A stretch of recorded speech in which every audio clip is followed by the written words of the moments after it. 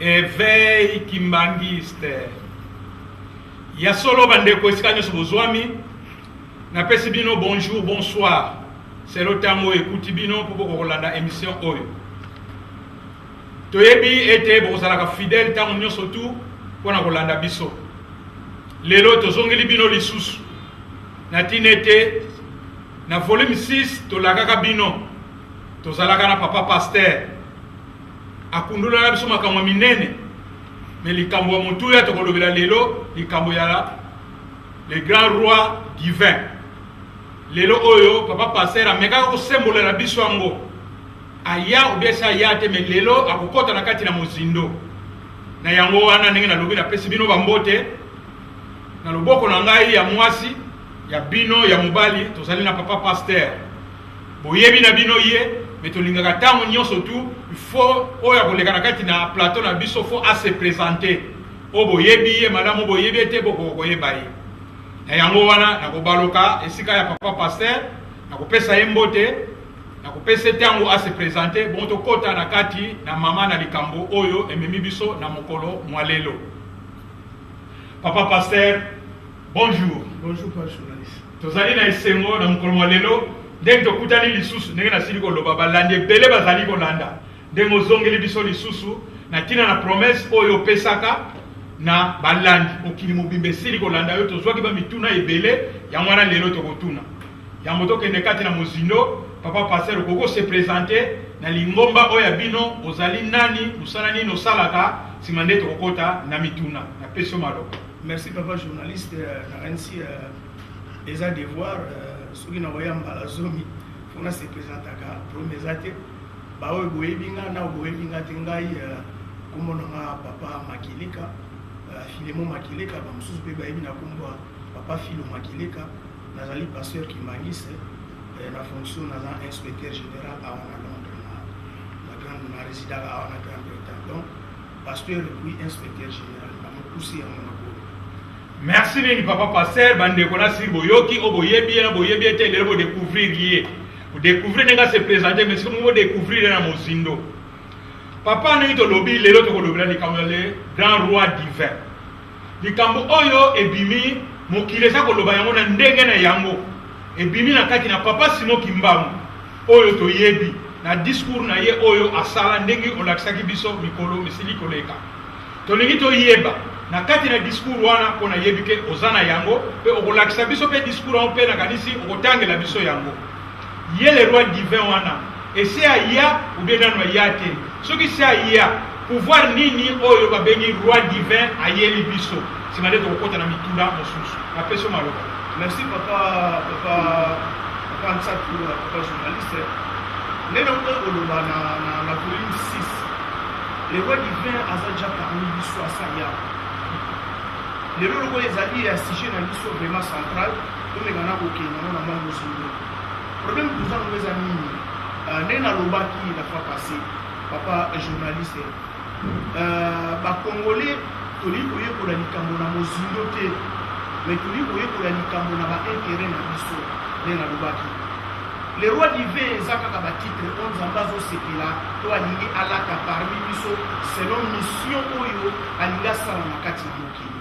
Les akaba titre les colis sur plus la qui titre ya fils de Dieu les akaba titre mais na kati papa Simo Kimbangu na lobaki mokili ezosala effort et découvrir likambo ya kitoko pe ya esengo tozana ngo bande ko bolandanga batu bozo tyango kate mais tozana promesse moko monde to mokili il faut éjouir nango promesse ngo ezali ya on colis sur plus pesaki qui était ngana kei mena osengela bino pa ya tata atindela bino musungi musuko aya otikala na bino libela donc mokili na promesse moko ya ko jouir éternellement présence ya Saint-Esprit parmi biso alors mokili zo sosolelo ko wanati nzoka ndeza likambo esengo omoni muntu so ba promettre makambo bo mengo to ya bisengo ya matériel muntu alingai ko yeba yango rapide mais omoni ko les promesse moko spirituel pas besoin qu'on sous la montée et ça promet et comme nene l'humanité va jouir promesse wana spirituelle oyo tata nkolo à travers nkolo Yesu tata nzambe azoloba ete nkolo Yesu azoloba ete na kosengela bino epai ya tata atindela bino mosungi mosusu po atikala na bino libela na libela esprit de vérité. Bon, bato bazwi confusion bazokoka kocomprendre te mosungi yango libela na libela fo aza na nzoto oyo biso olati. On eza sous parenthèse oyo tokofongola mpe tokokanga me tozokende papa te makambo oyo ntango ezalaka moke. Papa journaliste, le roi divin eza papa Simon Kimbangu Kiangani. Le roi divin c'est papa Simon Kimbangu Kiangani. Papa Simon Kimbangu Kiangani yekaka papa Simon Kimbangu ya 1921. Papa Simon Kimbangu ya 1921 yekaka papa Diangenda. Papa Diangenda yekaka papa Simon Kimbangu Kiangani. Alors ceux qui discernent les actes au social, les actes au comprendre en beauté. Ceux qui peuvent dire mayele na oya mokili au comprendre en beauté. Ceux qui peuvent tout aider en tembe au comprendre en beauté. Je vais m'expliquer.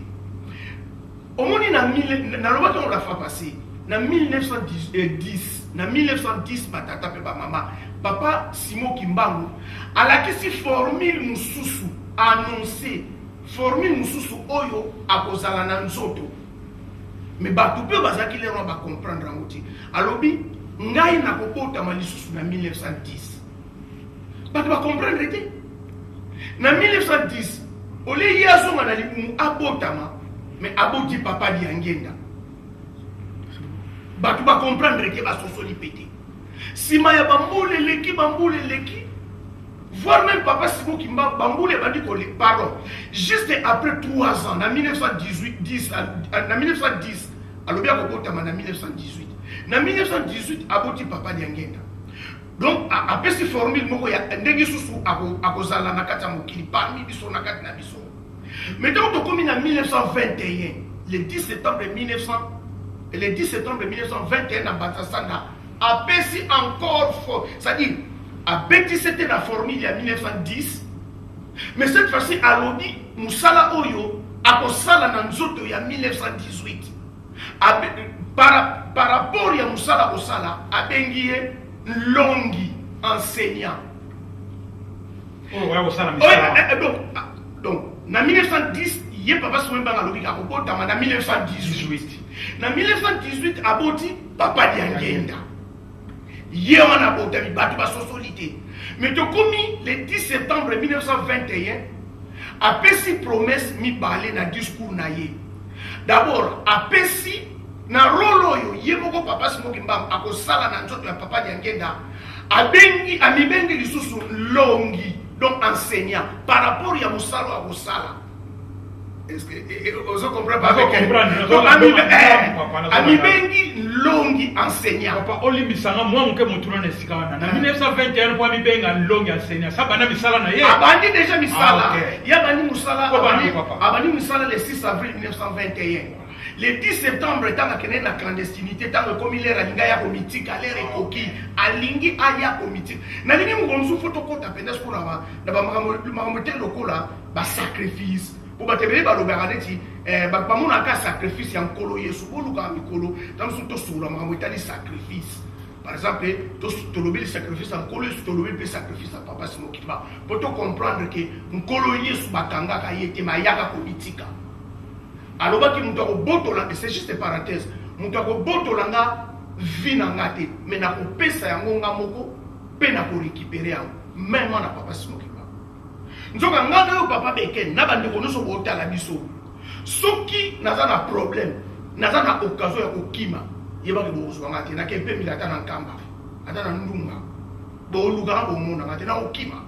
Vous comprenez? Mais quand les gens plus savoir les recoquis, on a la ligne pour la mythique, à l'air de connaître Tata Nangekoki. Papa Simon Kimbangu en 1921, le 10 septembre, dernier moment en Banzasanda, a lui les recoquis. Oh, yon zambala, qui s'engafona qui le mythique et pas à bateau, par le voilà. Voilà les astuces de parenthèses, la ligne comme sous tout côté développement à Yango. Voilà. Mais tout le monde, les Kamunabi sont les rois divins, les grands rois divins. Maintenant, le 10 septembre, on a le même jour, à l'ouvel Makami Bale, à Pessi Kombo Oyo, le roi titre Mokoboe, par rapport à Moussala Oyo à Kosala, na Papa Diangenda, à Benyaron Longi. tolobela pe musala ya longi faut remonter moi moke tango akiti po papa Simon m'a promettre que longi muto ako préparer venir ya grand roi divin. Et ça n'a qu'à tenir discours. Et ça n'a qu'à tenir discours. Et puis longi wana pe muto ako préparer peuple noir, peuple Congo. Sans longi wana muto sa musala na sati. Donc lelo ba tebele balati baliba wena Congo wana ya longi. Mais to kena na longi. Celui qui a un discours, autant la rôle en longue. Papa, c'est même il faut longue à préparer. Maintenant, il faut le noter. Et l'autre, ce qui est longue, c'est lui-même, papa, c'est moi qui m'a à travers papa Yangenda. Et l'autre, il papa Yangenda. À ça, il y a une préparation. Est-ce qu'il a préparé peuple Congo? Voilà, préparé. C'est lui qui fait la papa, pasteur, on est mis à mon kene sikawana. Likamboto vandelia wa bandeko bazali kolanda balingi bayeba babo solo tango za kolba likamo longi wana soki lilobana eza wana na kati na discours wana ta deux trois phrases okoki kotangela biso kwa toyeba kaite eza na kati mais oui to kotanga ngo soki eza pénétrer likambo za koleki olandi eza aussi ezali yango Papa de mokili il faut bayeba ezali yango discours mingi bakomi kotambola ngona ba poche pamba voilà yoka. Nous aurons notre propre livre sacré dans lequel sont écrits des choses cachées pour la race noire et le peuple du Congo. Un long qui viendra avant mon retour. Voilà. Oyoki, un long qui viendra avant mon retour pour écrire ces livres et préparer l'arrivée du roi. Comment n'a pas passé? Il sera combattu, long il sera combattu. Il sera combattu par les générations de son temps. Mais petit à petit, beaucoup de gens comprendront et suivront son enseignement. Car sans Saint-Longi, qui préparera le peuple Congo.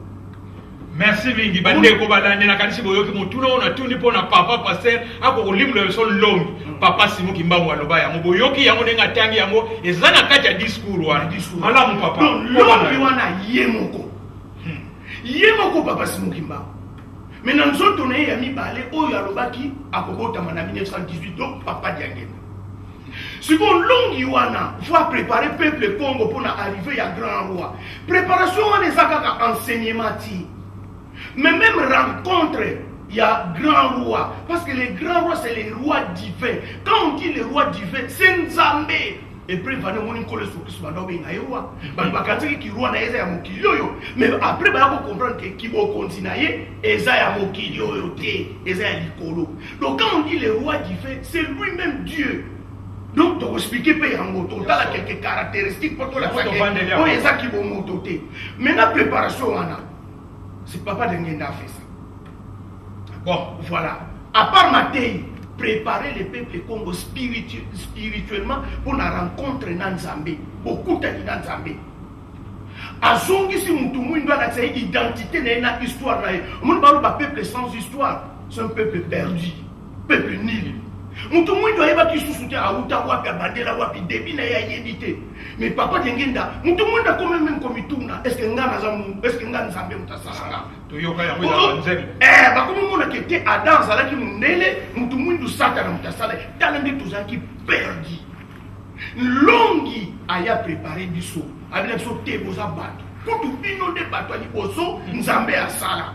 Mais mon bébé Sakinde. Bon désobéi Saki na Nzambe. Bon yokela ki mokelu Asala ki binote. A préparé du saut, tango koki bongama, bobo senga bolimbisi. Mais préparation, kaka di kuta des rencontres, moko, des sérieux. Abandi biso na enseignement. Après ba enseignement, a préparé biso, tokoti, batata na biso, bake basimbi cercle ya nzoto ya moyo mosantu. Et ça qui sont là au kokato ko simbate. Et le monde ça bongama. On te benga komi petwama. Ndeki tata nzamba petola ki Moïse avo banda musala nanga préparation. A petoli batata na biso, a petoli biso. A sauter ce biso kuruzu préparation a été coquité à côté si biso retraite. On dit préparation pour arriver à grand roi. A préparer biso ben enseignement verbalement. Tala makambo ezali ko yana mokili pour na zoyi sabina moko pengwate. Même Jésus Christ a sala kiango. Alobi bako nyoko la bino bako bomba bino boko sala bino boye. Mais nyoso na yebisi bino pourtant vous lera ngo kokoka bo comprendre que na yebisa ki bino yango. Soki ngakutu nzeta mai basali ngabo. et bon bino nzete ya kokauka bokozala omoni soki kole soki so pas préparé ba yekolite ngao za la somo malgré ça bazaki indépendante ba panza na kitango passer la kiba neti pas auto zana donc papa Simon Kimbangu à travers papa Diangé à travers Longi a préparé le biso à bâtir l'église à continuer œuvre na ye na nzoto wana soko kei awa likambo susu est très important soki likambo oyo landa ko papa beke na lobaki on peut la fois passer mais le to mettre la moi c'était landa yango pardon William Sama c'est très rapide. Ok. Yoka Bango, le 10 septembre, le 10 septembre 1921. Plus tard, au temps fixé par le Seigneur, il sera construit en Kamba un temple immense dont l'intérêt spirituel sera considérable et bénéfique à notre pays, le Congo, à l'Afrique et au monde entier. Les gens s'en apercevront les moments venus. Au monde il y a un temple en Kamba. Si vous avez nganlongi, et bon, il sala o, papa si vous avez lobaki. Pour n'aller pas au salangoti. Oulani, bande ko balandi bosa la prida bo bungati. Simon qui mango bobe ngam vuluzi, apesa ki bilaka, apesa ki ba promesse, apesa ki pe maté. Mais na kati na ba promesse ezala makamsu, il faut travailler to sala. Mais comme il y a des facilité à travers deuxième venue na papa Diangenda à tongi temple où ils ont bénéfique. Il y a ma kasi pour la race noire, mboka na biso Congo, pe pour na mokili mobile. Olani, wana na kata longi. Maintenant to kiti alobi longi muta ko préparer venir ya grand roi. Donc il m'a préparé peuple pour la rencontre d'un grand roi divin. Voilà. Merci. Ce que les rois divins a participé. Boye inaye. Boye inaye tango akoya les grands rois divins. Akozala na ba pouvoir misato, pouvoir spirituel, pouvoir scientifique, na pouvoir politique. Sikoyo, papa journaliste là na malamu. Tango tozolo ba que les grands rois divins c'est Dieu. Yo so za na pouvoir spirituel. Ils ont un pouvoir scientifique. Et nous, là, sont déjà omniscients. Omniscients. Alors, quand on dit pouvoir scientifique, donc, aux alliés, sont capables d'inspirer science. Inspirer invention. Formule à invention. Ils ont un pouvoir. Et nous, là, ils ont la science, nous sommes découvertes, non découvertes. Aïe, ils ont la maîtrise.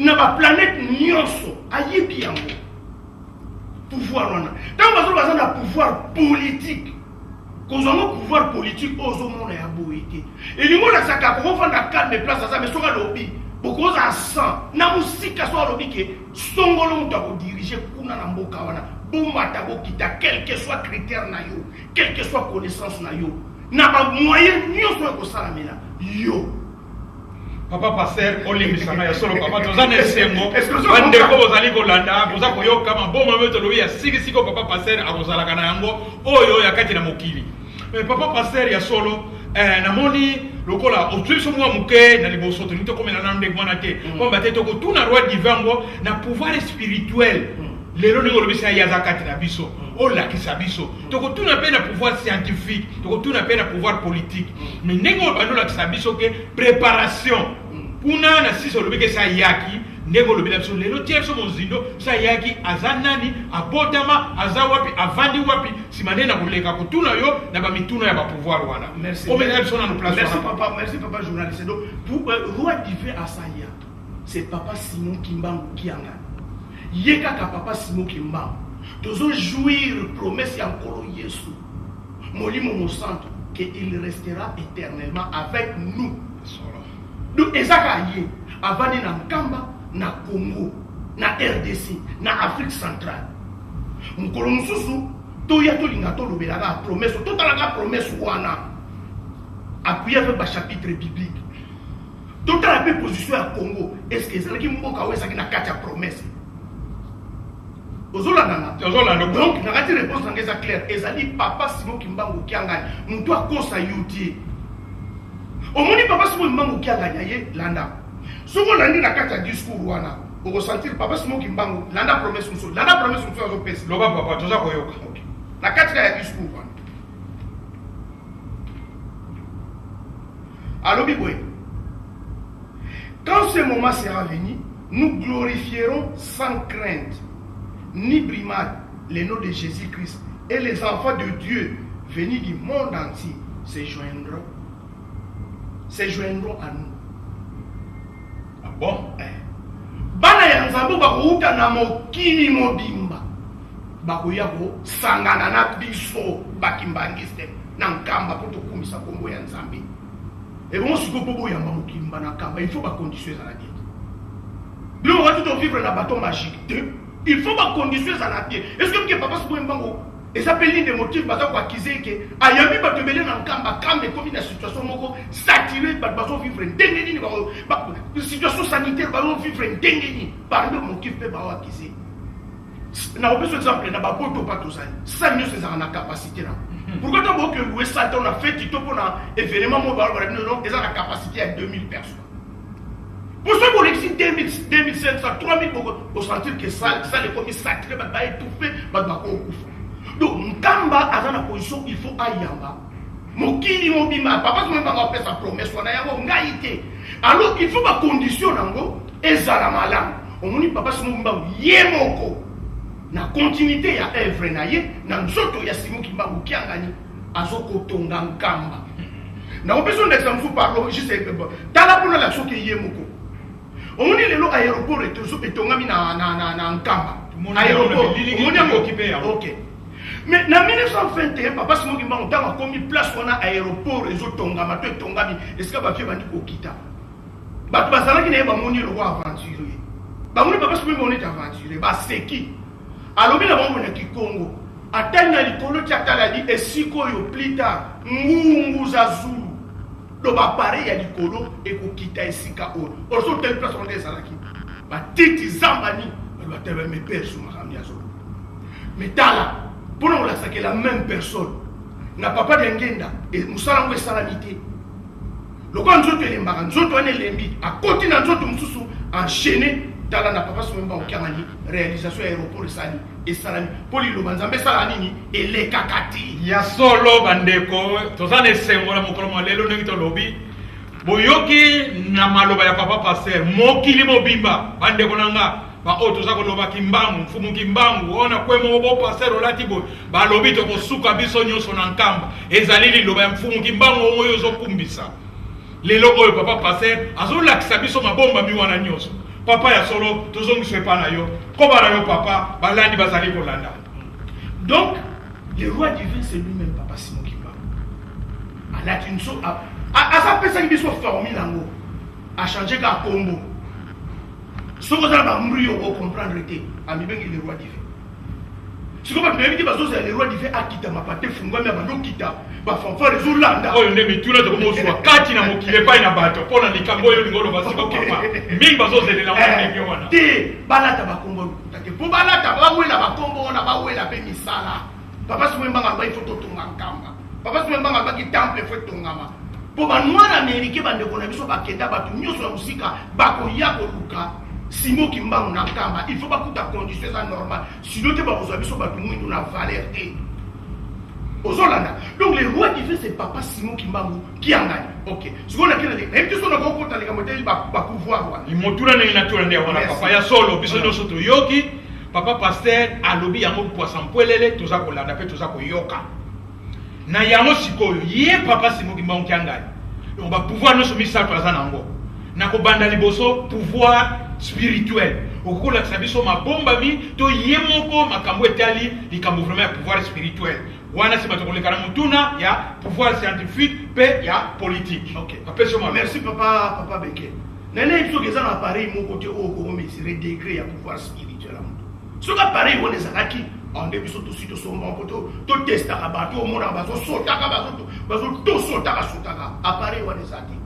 Nzambe basosola kaye ke mutu azana nguya par rapport ya misala na eboni ngazosala ezali bon soko za peni na ye to zolandela opusani pembe omoni bato bazali musika na nkolo yesu kristo bayeba kité bayeba ki même pas mais moni bato bazaki pembe na ye soka sali likambo e dépasser bango ki bomoto na bango o biso bato to benga miracle omoni kole so biso na lobina bango bo bomba yango bolo bango pa ya mutu te mais bato ba moni ke likambo sali biso to ko konte do muto yo azana pouvoir spirituel azana nguya donc papa simo ki mo kanga ni faut poussa na pembe na ye faut yeba ye o lukaye o sosola ye o comprendre que azamutu loko abisoté azamutu loko abisoté na okena makutu na ba miracle était par exemple no bano o asekusa ke bembe place bo o asala ki bo miracle nkolo so biso tikana biso bino bande ko mingo zo kuma na miracle nkolo so biso lo bagina bo moni miracle te ba o déplacer même ba montagne na miracle mais ba ozana ba faux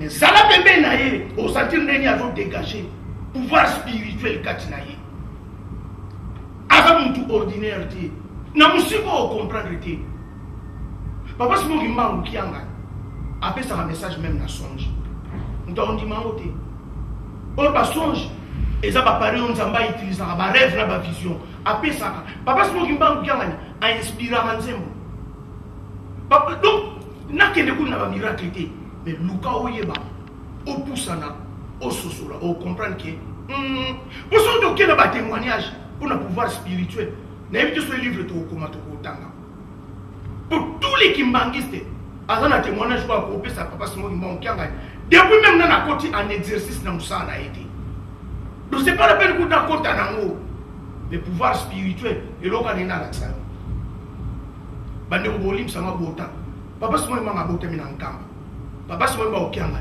abota mina nkamba ola nanga tozolanda papa très bien donc il faut que na réalité le papa simo ngimba c'est un paysan papa simo ngimba kyanga c'est un village abota mina na village. Mais nous, nous sommes là, et nous sommes là, nous sommes na Amérique, na Australie, na Canada, na France, na Angleterre, na Kinshasa, na Asie. Nous sommes là, nous sommes là, avion ba distance à Milaï, pour que nous soyons na quatre villages. Et nous sommes là, attirer bango. Azo dégager rien. Alors, sur les abondons, il faut pas trouver à Panaga. On ne peut pas jouer ça pour pas ya. Il y a une de mon ami, pas non plus. Faut que tu ne pourrais pas t'attendre la violence.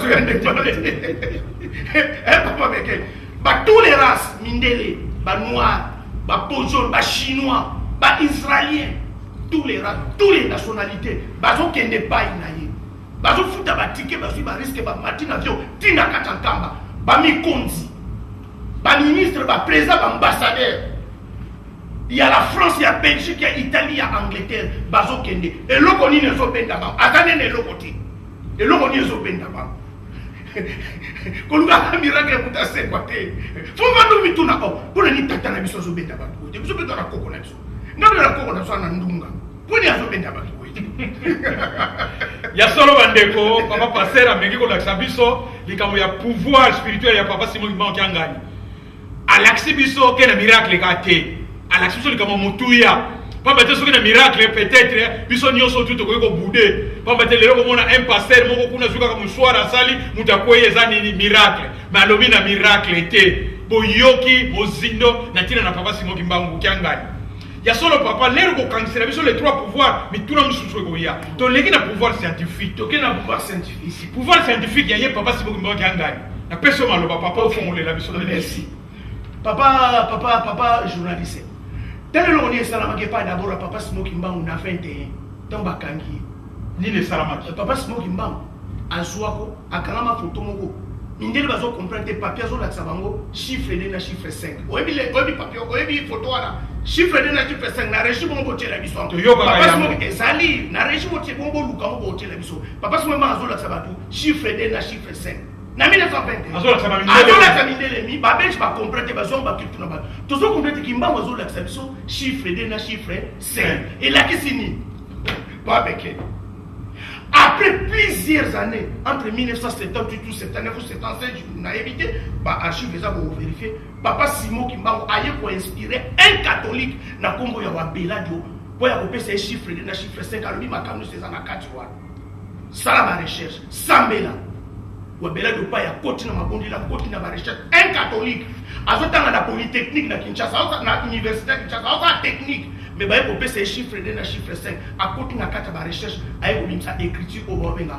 écriture négro-africaine au Tobenga Mandombe. Na chiffre 2, na chiffre 5. L'élo écriture, on va avoir écriture scientifique. Et ça n'a tout.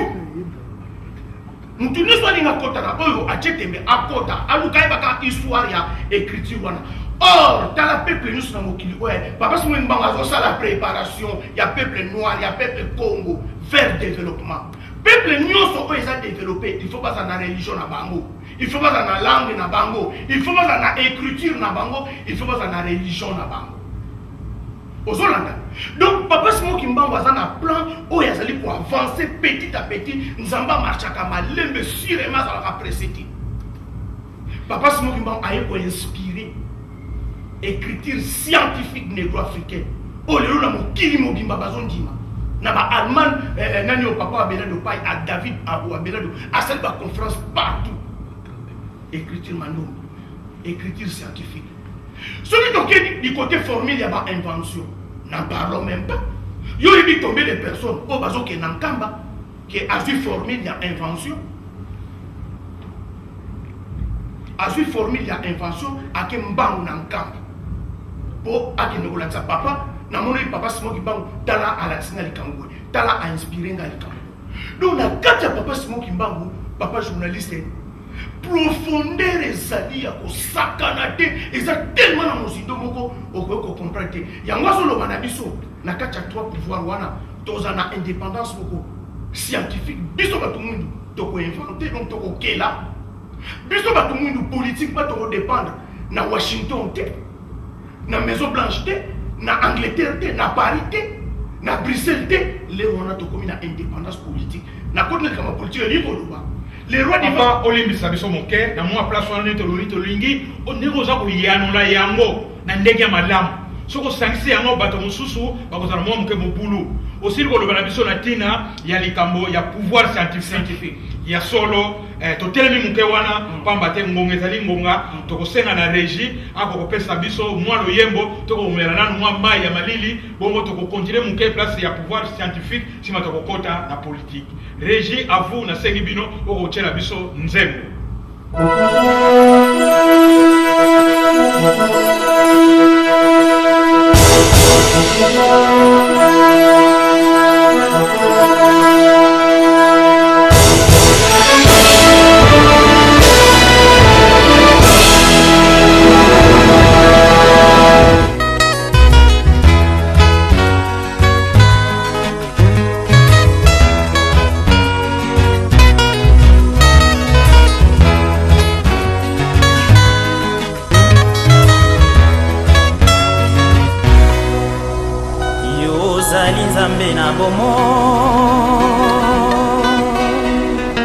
Solo yo bomwana kate Liloba na yose kino eko kisama ojali solo nzambe na nguya Liloba na yose kino eko kisama ojali solo nzambe na nguya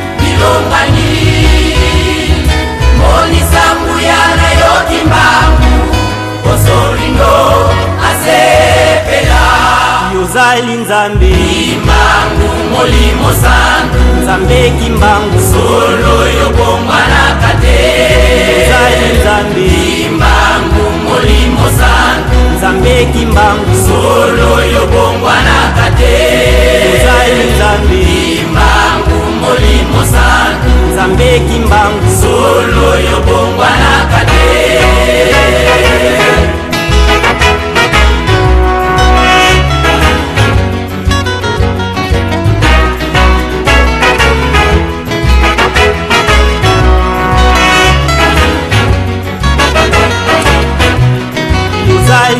Kimbangu Molimo Santu Nzambe Kimbangu Solo yobongwa na kate Ozali Nzambe Kimbangu Molimo Santu Nzambe Kimbangu Solo yobongwa na kate Nakondima ya kala obenga maki Nzambe Abrahama Isaki pe ya Yakobo natango na biso obenga Nzambe Isolo keledi alungana pedi angenda kuntima Nzambe Kimbangu Ozali Nzambe Nzambe Kimbangu Nzambe longo na banana ye Nzambe Kimbangu Ozali Nzambe Nzambe Kimbangu Nzambe longo na banana ye Nzambe Kimbangu Ozali Nzambe Nzambe Kimbangu Nzambe longo na banana ye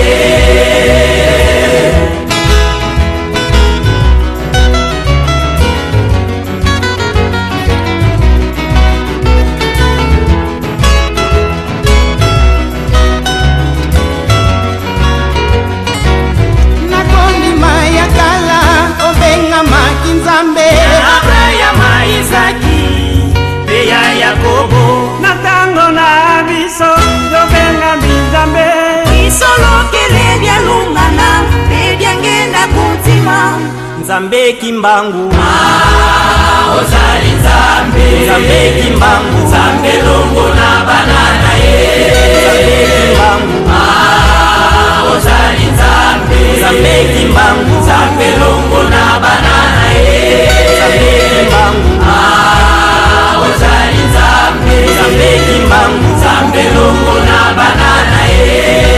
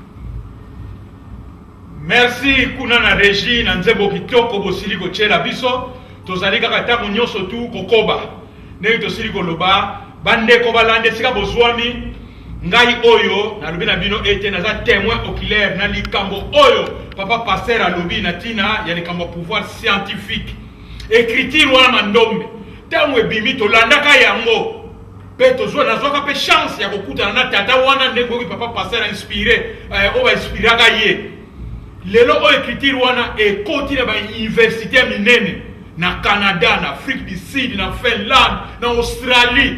Donc likambo oyo papa bongiseli biso na tina ya pouvoir scientifique ya solo ngayo naza ko commenter yango ete na yebaki yango na monaki yango pe mikoloko yabo komona tokolobela yango na yango wana papa pasteur nazongi epai na yo po ete okosilisela biso liloba oyo lobi ete pouvoir scientifique papa Simoki Mbambu na ba invention na ba biloko nyonso invention nini oyo yo lobi to moni oyo omonana okokolakisa biso mpo tolekana likambo ya pouvoir scientifique okontinue biso na place wana. Merci papa journaliste. Nene yebiso eloko moko na bandeko balandi oyo baolanda biso omoni mutu mundu mabe pasi ya mayele te. Papa journaliste ozo imaginer que na 1921 papa Sibomba alobi ke tozwa indépendance, peuple Congo sera libre et peuple d'Afrique. Discours wana ezali toyebi na le 10 septembre oyebi yango. Mais eyekosalama après combien d'années? Après 40 ans. Donc de 1921 à 1960, au moins l'île Banzambé Salanini et les Kanate Soukarango et Kokani, Congo est indépendance et l'Afrique est libre. Ce qu'on nous dit, c'est que Makambo c'est Salami. Ouais, la Kibino soit levé au Salama. Bino Bolibo Tchango Kembe. Dès que Papa Soumema en 1921 que tu reçois indépendance, le Congo sera libre. Force ni tous les gens tout le monde doit la face vis-à-vis à ma Belge, vis-à-vis à Mindele. Comment tu veux se servir n'a pas été? Papa Simon qui papa à travers longi, papa d'Engenda lobi la soni. Alobi mutu mwindu. Nyonso bomoni mundela zo sala, nyonso ba fusée, ba avion, nyonso boyebi. Mundela zuika un quart ya bénédiction. Mais yo mutu mwindu ozana 3 quarts ya bénédiction. Okosala makambo yo mundele na masalite makambo na salami na mokilité. Papa journaliste. Tu vas tout à l'heure te bendengeni. Pour comprendre des formules, il y a invention, parce qu'il y a pour la ramona que la cité, batata pe ba maman, banana biso basi batangi awa na babindele. Formule il y a invention ça la inspiration. Ne moment na oto pesa bino bokota na ba YouTube. Régime bo chata mona ngwa extrait wana. Bokota na ba YouTube botala histoire ya écriture négro-africain otobenga mandombe histoire nango e bandaki ndengeni na ndoto amoni boye bolanda makambo na nyoso mais loin ya formation na ye ko mécanicien mais tala makambo ke pesa ye omoni formule omoni pouvoir scientifique divin loko les aki mission na ye batali domaine où il a évolué dans le côté, où a fait dans le côté. Donc, makambo ya invention batata pe ba mama ezalaka na quelle cité. Na ça la bien moi parenthèse pardon. Makambo ne so batata na biso mutu ba bebisi yango ba ndeko ba landi bolanda makambo to ko bomba ngo sute. Papa journaliste. Batata na biso yoka yango. Batata na biso nde ba bebisi makambo yo. Na ndenge ni. Petit à petit pe na okita na pouvoir politique. Na olaksa. Mala. Na 1960 avant l'indépendance, quand on parle de l'indépendance, c'est l'église qui banguiste. C'est l'église qui banguiste, Papa Beke.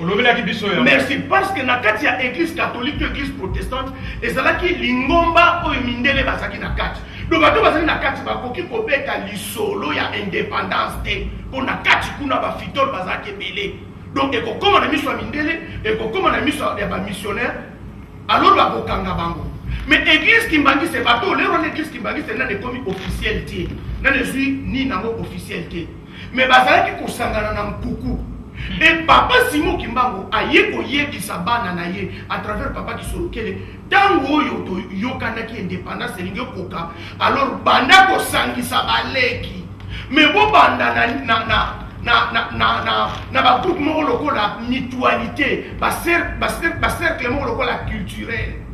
C'est comme ça mon papa qui solokele mtaluki baleki bakasa fu tout wana papa qui solokele boba yebana ki à partir ya bomba kuna na chela na papa diangena donc papa qui solokele mtazu baleki papa Simon Kimbangu mtayebisi papa qui solokele banda ko kangisa bato po likambo ntombo kozwango il faut boza la préparer donc ça likambo ko tu ko tout a tembete pour na kati ya bato bazaki na catholique okoko beta lisolo indépendance te webi ke catholique ezaki lingomba ya mindele ko bazaki na kati mais bakimbangisi bazali ko sambela na mkuku na ko bomba ma ko ba obanga ba okanga bango mais après avoir ko sambela mona ba solo li solo ya indépendance ma solo ya baba be indépendance te Kimpwanza juste ezaki parenthèse alors ba président Kasavubu bazara ki na respect ya makasi baba to kola papa ki solo kele ba papa diangenda bango kutu pona bango ba yeke mutu za la président de la république au diriger c'est papa qui solo kele nous on a papa qui solo kele za ki mémoire te on les a ma solo tout au côté on a profondeur mais ekomi donc ba ni ko ma pembeni ya indépendance papa papa qui solokele le on y a ça et papa diangenda na papa qui solokele na papa diangenda na papa qui solokele balala na papa Joseph Kasavubu mbeto moko. Tika koloba boy. Nazoloba na mbeto moko. Papa Joseph Kasavubu na kati papa Kisolokeli papa Nyangenda. Balobi netango bozo kende na parlement pour na Gombe pa bakende pour na indépendance. Makambu biso koleka malamu mais après ekozala na sango moko akolata lokola costume maza sango akotuna keso ke bosololi makambu nyonso mais bolobi te église nini religion nini eko accompagner l'état balobi ne tomba kotuna o question na président Kasavubu répondre mon que tozali na église na biso ya papa Simon Kimbangu église Kimbangisi olandi président Kasavubu makambo ane salemela ye mais tant ba poser question na président Kasavubu na éviter l'on est les catholiques à répondre que nous sommes des catholiques, l'église catholique va accompagner l'État. Ah voilà. Mais il place papa Nengen Nazalaki à continuer à lobby cette fois-ci, bo BBC. Tata Aningaki abimisa ba savant ya batumui. Bande comme comme la chose sabino posa la recherche. Bonsoir à biso lokwa batali bo maté, lokwa batama bo maté. Papa Nengen Nazalaki bo BBC. Pas maté tata Aningaki abimisa ba savant ya batumui. Bolingaki bo kelela et lokoté. On ne peut pas rater démarrage en 1960. On ne peut pas rater démarrage en 1960 dans le pouvoir scientifique. Et cette fois-ci, tu vas dire qu'il y a une préparation pour Tata Simon Kimbangu l'ere koka. Abimisa ba savant ya ba tout monde ba sala. Toté kana mokili ya mona ba benga la prospérité. Somo ka prospérité ba ya ba ande bazana ba biloko oyo ba tekaka yo ya bango. O bango ba créer ba teki. Biso toujours te carrière. Or avec matière tozanango. Soki to bandi ko sala to bandi ko teka le rwana to beta masolo ya prospérité. Ozoyo ka pasteur bazo kosa bandi bina mangomba prospérité pour son miketch, prospérité pour son mutuka, prospérité pour le ke poto de prospérité en wana te. Dans la prospérité où to kolo la mukela bamboka ko to fande bangleterre. Au boti bala mi balini sato za na mbongo te mais bazo peso quelque chose pour laisser bango boko la bango bazo peso moi quelque chose pour bana na ba kende classe so baza maye les bana batengi classe sa yo tata za na mbongo kende na trésor public na bango réserve ya combien d'années mon le ba na prospérité et pas il y a un peuple. Donc biso sengeli tokela or potokela papa lingi na lobi ba sava ba dondi awa mais pour eloko ne sanini ezangi eloko ne lokoni justement tobebi saki na likambo ya Adam ne saki yo Adam contact spirituel entre mutu mwidu na tata nzambe ekatana à partir ya lisumu ya Adam na Ève. Adam c'est un Congolais, c'est un Zaïrois pour le moment. Si vous topez c'est une nationalité, les Rwanda ba frontière ezala quitté mais ndenge ba saleli mokili place au Adam vivant qui peut ba salela qui c'est les Zaïre. Donc si vous topez c'est une nationalité, Adam c'est un Zaïrois. Au moins les gens sont makaboko tout à la biso tembete. Régime lu ki la bango les mako ndele yimo azoloba na kati ya France azoloba ke ancêtre na biso nyonso ya mokili mobimba azalaki mutu mwini. Comme ça mutu mwini tout a tembe na likambo na yo moko. Depuis 30 ans, vous colportez une parole dont le sens n'est pas forcément relayé. C'est un petit peu comme si cette vérité était taboue. Tous les hommes et les femmes qui vivent sur cette terre, Yves Coppens, viennent-ils de la même souche? Absolument, absolument. Tous les premiers hommes sont apparus en Afrique et depuis les premiers hommes, on considère qu'il y a eu 100 milliards d'êtres humains sur la Terre. Et les 100 milliards, comme bien sûr les 6 milliards d'hommes d'aujourd'hui, viennent tous de cette souche, de ce berceau tropical et africain. Tous nos ancêtres étaient africains. Tous nos ancêtres étaient africains. Nous sommes tous africains, Karine. Bah oui, moi je le sais en revanche. Ça veut dire que tous nos ancêtres... Je suis comme vous, Ça veut dire que tous nos ancêtres, Yves Coppens, en Afrique, il y avait du soleil, tous nos ancêtres étaient noirs? Tous nos ancêtres étaient certainement bruns, parce que, étant donné l'ensoleillement de l'Afrique, et étant donné probablement la peau nue qu'ils avaient il y a 3 millions d'années, ils ne pouvaient pas être autrement que bronzés. Tous les ancêtres, des Danois, des Espagnols, de tout le monde, etc., étaient noirs. Oui.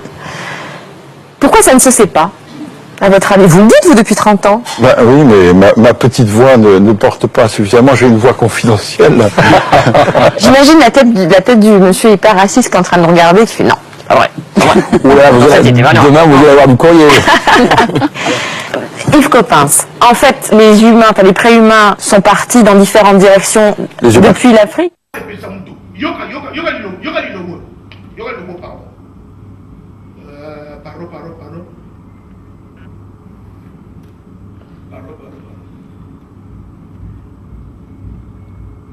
Ya solo bandeko tozali kaka tango nyonso okokoba tozali komona maye papa passer aza kokundulwa kati na biso likambo oyo aza korepete ya dana eve muto mwindo tokosalela yango so mikolo ya émission po ta kokota susu kati na mozindo pamba te yo nanga poso mwindo toza kososola te toyebi te poso mwindo oyo euta wapi okekelo liboso ezali yo na ngai toza koyoka ne toza kotala na internet mayimaleka kuna na Israel yo poso mwindo toyoki ndenge aza koloba likambo oyo ya tata oyo mondela sili koloba na tango wana bolimbisa tozalaka na président na biso Mobutu oyo abimisaka likambo ya koloba ete l'Afrique est le berceau de l'humanité tolobela yango te tosala ba recherche te congolais lelo oyo moto mwindo papa Dangenda aye po ete akolakisa likambo oyo meti lelo oyo papa Dangenda yango to ndima te ma oyo azali koloba me kola lobaka ke okokisama tozali kaka tango nyonso yango wana papa passer aza tango nyonso kokoba kati na biso c'est-à-dire nazoluka place au papa Simon Mbanga azoloba j'ôterai l'humiliation et la souffrance qui a été infligée à l'homme noir depuis les temps les plus reculés. Alors, on a aussi pas na kolongola. Au samboli na passion yo ba monisi mutu mundu depuis les temps les plus reculés. Na kati discours wana. Likambote papa koba na. Donc to bandi ko kende ezali na kati donc na komona ngo karaté na kotangela. Donc to bandi ko kende vers makambo wana. Donc nous avons la fois passée où ils allaient passer à douleur d'accouchement. Donc nous avons vers mutu mundu alonga na kati ya bosamboli oyo. Na kati ya humiliation oyo. Na kati ya pasi oyo. Mais yemo mutu mundu wango azo sosola na malamu te. Azalaki esclave. Azalaki colonisé. Lelo oyo na koyuti koloba te boyebi. Mais nete zo lobele lokote neta bandi na eko mesana na pasi yango. Abandi na eko bosana yango. Abandi na eko linga yango. Neti esclavage pour na yesa kingo lika malamu kwa kena ya Amérique. Abosa ni passion batata bamona kapona kokende. Donc totala kango papa Beken na tala mkonsu na masuwa mwasi moko na mwana. Na kata masuwa tamba oke na Amérique.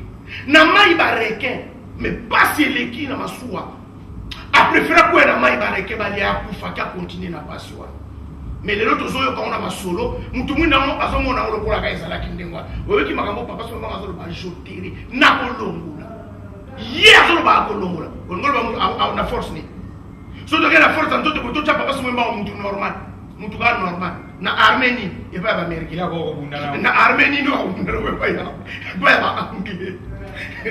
Il y a solo papa passer, il y a solo tikete. Ce qui les autres ont na plateau pour nous éclairer ba point neti oyo mokili ti lelo yo toza koyeba te toza kososola te. Na kati na yango osokota ki na yo na kati na likambo oyo ya pouvoir politique. Lelo oyo ye aza kati na biso.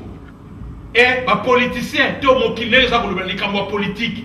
Na kanisi mingi oyo se asali pe mingi azali ko sala. Na kati na likambo ya pouvoir politique na kanisi oso koti biso mwandambu to pesi yo nzela kota susu na mozindo na yango po ete to sope mwantambu to kokomera mwama ya malili me na pesi yo tango oko kota susu na kati na mozindo na likambo ya pouvoir politique po to kokisani so bisato. Merci papa journaliste batebele ba na confusion tant bazo ka politique baza na kata confusion yango wana mais or li kamwana ngaite mona papa Simon Mbanga zo ba que les grands rois viendra avec trois pouvoirs parmi les trois pouvoir politique les anakata mais bali ba kota na kata confusion na modelo ba kota ki confusion na makama nkolo Yesu omoni mama muka yake alobi mokonzi tango kokoma na kitu na kokonzi ko bosa na mwana na ngata za na kiti na loboko na ya kobali donc azo seka ko mwana na za la premier ministre kole seka sabite likambo loboko na ngamo bali tata mutaye. Papa journaliste, na plan ya papa Simon Mbanga. Les trois, na bani na les trois Congo. Antique royaume Congo, il faut un son à la force. Na bola na pouvoir politique. Sur le plan politique, na plan ya papa Simon Mbanga, les trois Congo, Congo Angola, Congo Brazzaville, en un mot antique royaume Congo, il faut un son. On a pouvoir politique. Nazoya na kona pouvoir politique. Il faut mboka na misatu royaume wana nsonga makasi. Mais royaume wana tango kozonga e kozala na ba président ngo lobi te ke ba président ba kozala te. Ba kozala na bango. Mais ba président lelo bazotambusa mawa. Franc-maçonnerie. Bozomona bango so mama kobomba te. Bozomona ya mais na plein ya secte nyonso. Ah voilà. C'est-à-dire la société secrète nous te zotambusa mokili na biso etika na yebiso soki boye bakate. Eza na état où eza plus organisé le la Vatican.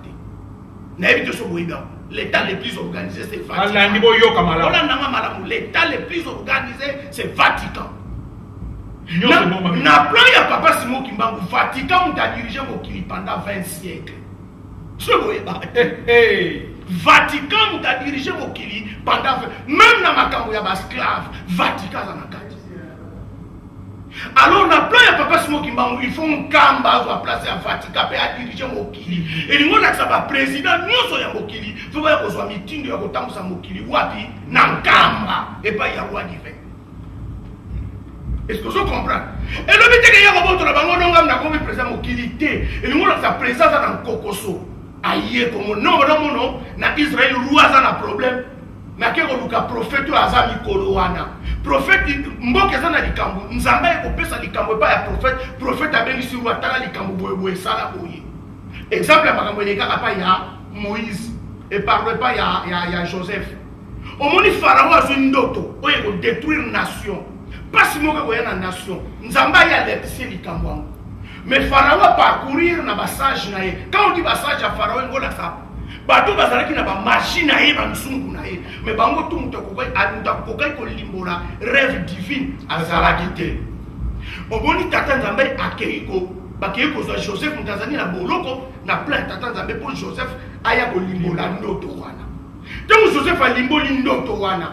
Albe zake 7 ans Égypte vous en abondance. 7 ans ko Égypte vous en a crise ya bloka kolia. Et là on dit Pharaon asali ba dépôt ya minene na sali réserve ya bloka kolia. Donc c'était la crise yaki.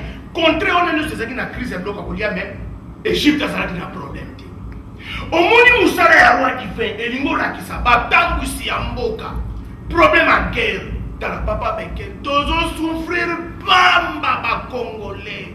Congolais bande konanga. Tozo nyoko ma bamba papa beke les atane loko moko te congolais ko ko nyoka. Afrique zo sela Congo est démarré pour Afrique est démarré. Franck Fana Lobaka. L'Afrique a la forme d'un revolver dont la gâchette se trouve aux Zaïre. Est-ce que Zaïre va se réaliser? Ayebili kamukete, ayebili kamunenite. Au peuple ndengeni. Likamuka yebite, likamunene ayebite. Mokilezo c'est la Zaïre démarré et pour démarrer. Yoga promesse à papa Simon qui va parler. C'est là en Zambie. C'est là. La Zaïre pour tous en rapide quoi. Ah, avec c'est ya solo balandi na biso esengo eza na biso tozali na bobangi te pamba te malobo eza kobima lelo bo solo ezali kobima congolais toyoka parlo papa beke na komi yoka mabarba tolanda parlo boyoka ba congolais bolanda car l'arrivée du roi sera très meurtrière et sans pardon. Omoni lembo ya présence ya avenir à roi que roi zali balobi car l'arrivée du roi sera très meurtrière et sans pardon. Ba congolais le ba kufi combien? Ba congolais le ba kufi combien? Omoni lembo ya munene landa siko. Alors il faut que les peuples du Congo soient instruits avant cet événement. À continuer, vous ne savez pas encore ce que c'est qu'une guerre spirituelle. Vous êtes responsable de politique, moko garantant à la Congo.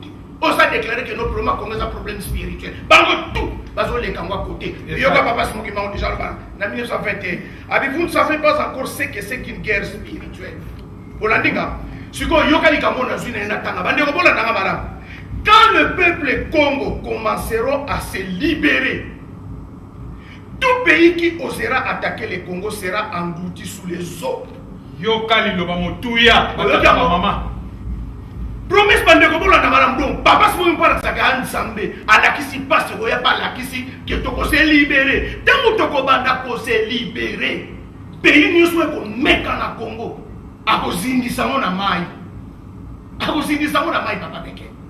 Alors eloko nini natangeli eloko nini naloba que peuple congolais lelo soka yebaki likambu tu akele mbango na nkamba kesenga pasi mokimba okyanga ata football ata nini nakoba no nyonso kolongola eloko te peuple congolais okende papa pasi mokimba nzambe na biso tobungaki nzambe na biso tobebisaki tosala nini po zongisa biso na motema na yo tosala nini po longola biso na humiliation mpe na pasi oyo osomoni ta dirigeant moko asala nano te avaninye aotala bango alobi eloko te me ntango lere kokoka mpona baponami na mawa na ye loka atiaki elakake tokoselibere ndenge asalaka na bakoko na biso akolibere biso etango akolibere biso mboko ekoluke meka alobi mboka tu meme États-Unis d'Amérique alobi lika munduki te eloko alobi aolindisa ngo na mai ya solo esengo eza na biso mokolo lelo na plateau esika yo zwami landa na bokebi na bobangi nyonso likambo oyo ya solo matoyi ya Kongolo fongola yeba likambo nini lelo oyo tumoni ndenge papa passer alakisi biso likambo ya grand roi divin et likambo ya politique lelo oyo tokomika na banzela politique toza koganga boy président boy bamituna mosusu banal o likambo eza kati na makolo na yo moko congolais eza koleka biso kaka boye lelo papa passer avandi ya kolakisa biso e grand roi wana esi aya na yo muto oza na badoute na yo muto oyo moni koza na mituna kotuna ya solo nde toloba ntango nyonso tu limero na biso ezali kotambola na baekran benga tuna motuna papa passer azali okozwa eyano na yango wana papa passer toko kopesa mwa ntango moke po ete toko komela mwa moke mai mpe na mwa ngonga moko etikali bongo tokontinue mai matikali regi tosengi bokotyela biso nzembo kuna tokomi na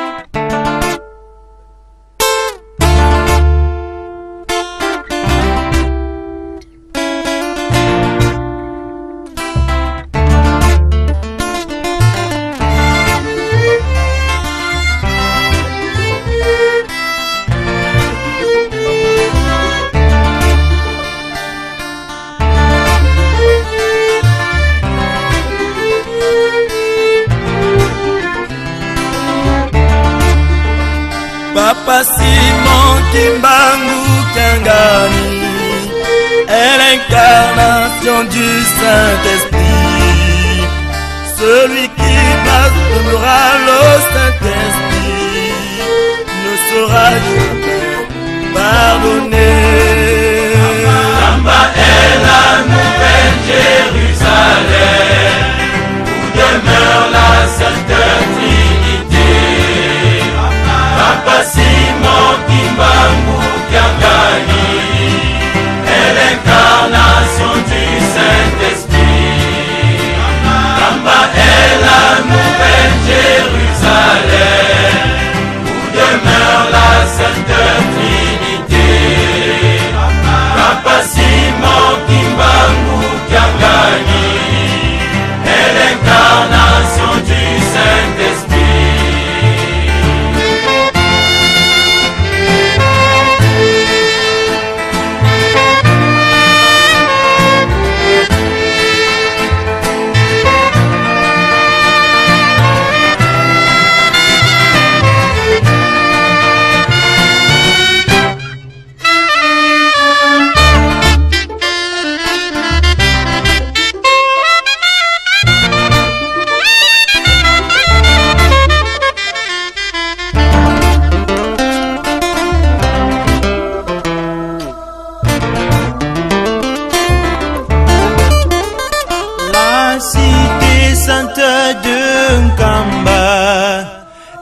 Siège de la paix mondiale, tous les rois de la la terre y séjourneront pour prendre les ordres auprès du roi des rois.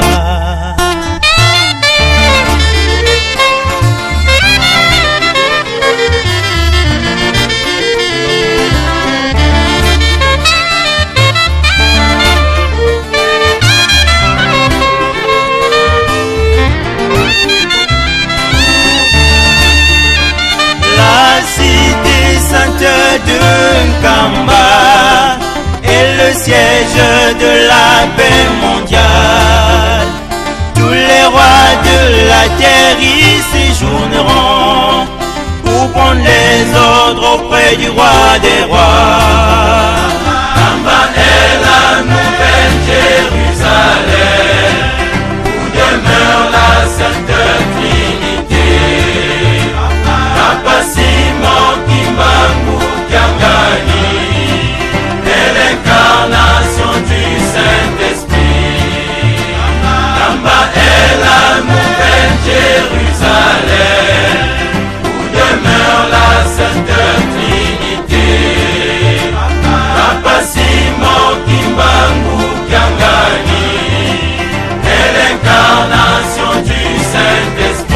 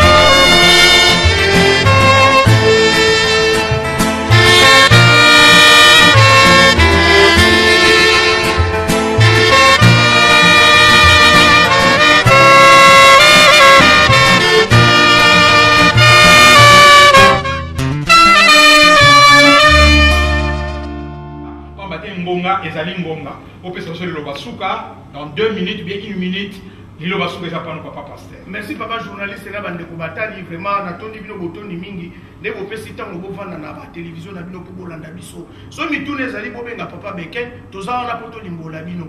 Lelo tata tamba aider biso na tango asuka ba moye oyi. Même ata ko le so Christ soit zaki lelo ko utiliser YouTube. A ko utiliser makamutu oyo. Donc so bona mituna bo benga papa beken a ebinga ozwanga. Et puis, tokozonga poto éclairer bino pour makambo ya biso, il faut tombola mo tango za la muke awa ndena ko expliquer bino beaucoup plus encore na mozindo. Donc songa la commune na mbote na bino nyoso na bande ko bosungi biso pe o botondi awa papa beke na zonsi le maloba. Merci mingi papa pasteur na bande ko nyoso bolandi biso papa pasteur apia bino mbote boya mbote yango na esengo nyoso.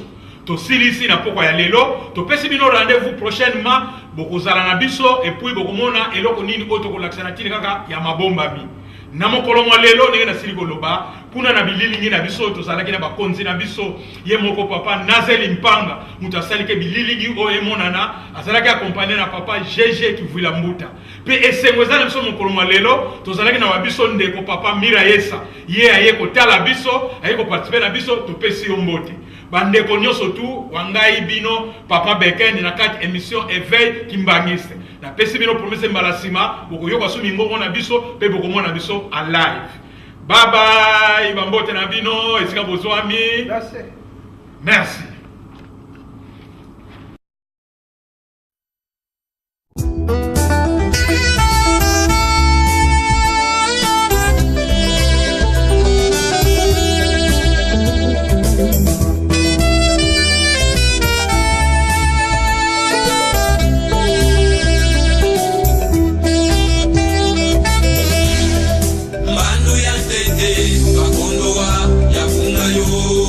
Mano ya zole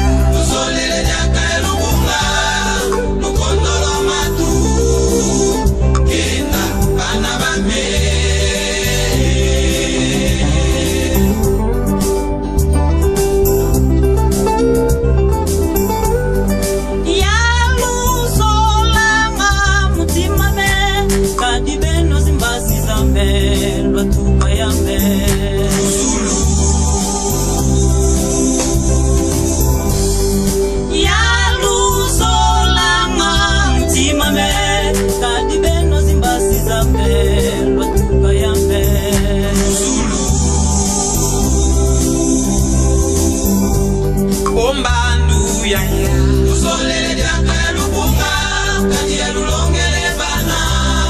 Usoba mabangu, bana bame. Ombandu yaya. Usolele diaka lubunga, kadi ya lulongele bana. Usoba mabangu, bana bame.